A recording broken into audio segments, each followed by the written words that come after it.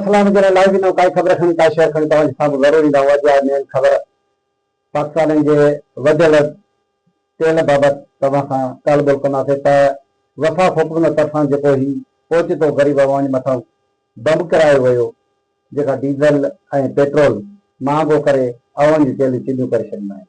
ऐं इहो ॾिठो वञे त जॾहिं पेट्रोल वज़ीर महीनो अॻु में ऐलान कयो हुयो, प्रेस कॉन्फ्रेंस कई हुई, त हुननि इहो चई छॾियो हुयो त असां वटि अञा महीने ताईं पंहिंजो तेल जी खाण पई आहे।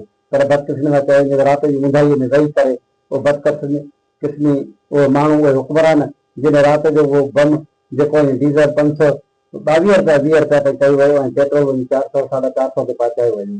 पर हालांकि ॾिठो वञे त उहे तेल अञा ताईं पिया आहिनि ऐं हुकूमत जंगबंदी बि थी वई 15 ॾींहं लाइ ऐं जहाज़ बि तहतल आहिनि तेल जा।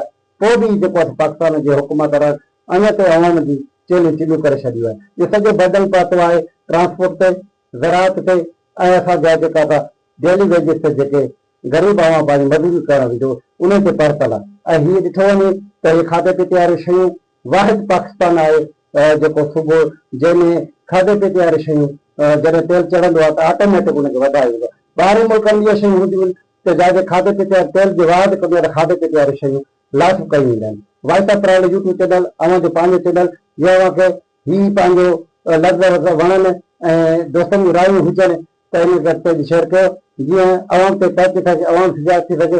जीअं अवाम ग़रीब अवाम जे मथां जेको बोझ आहे, जेको महांगाई तूफ़ान जेको कहिड़ो वियो आहे ऐं बम उछलायो वियो आहे ऐं जिन जेको महांगाई जेको भूत ॿाहिरि निकितो आहे, ग़रीब अवाम जी चेलियूं चिलियूं करे छॾियूं आहिनि। वाइटा प्राइल यूट्यूब चैनल अवां जो पंहिंजो चैनल लाइक करणु शेयर करणु दोस्तनि वॾी महिरबानी।